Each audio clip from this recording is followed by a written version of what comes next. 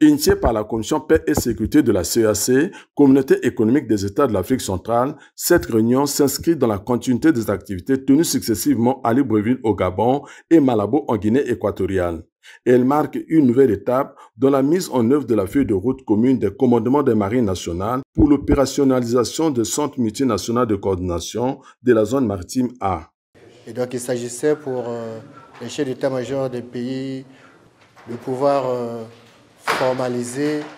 certains textes qui avaient déjà été donc examinés par certains de nos techniciens au niveau des ateliers. La réunion présidée par le chef d'état-major général de la marine de guerre de la République d'Angola, assisté du président de la commission de la CEEAC, s'est déroulée dans une atmosphère de compréhension mutuelle.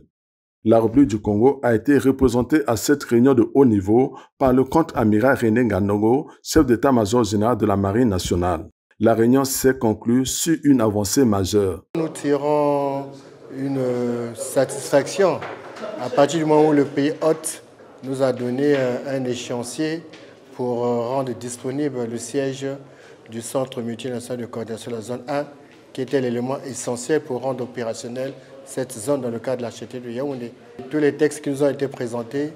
ont été examinés, amendés et validés. Avec l'opérationnalisation effective dans les tout prochains jours de la zone A, c'est une étape clé vers la sécurité collective renforcée et une surveillance coordonnée des espaces fluviaux marins. Et nous pourrions donc avoir des opportunités de patrouiller ensemble, de faire des opérations conjointes et aussi de prendre en compte la nouvelle dimension qu'au niveau de la CEEAC, pour le cas de la République du Congo, nous aurons fait aussi un travail particulier avec la RCA et la RDC pour la sécurisation conjointe, particulièrement de notre corridor essentiel qui est le fleuve Congo. Dans un contexte régional où la sûreté maritime et fluvio-lacustre deviennent une priorité, l'accord du siège du Centre multinational de coordination de la zone A, conclu entre la République d'Angola et la CEEAC, donne corps à l'architecture de Yaoundé et ouvre la voie à des actions concrètes sur le terrain.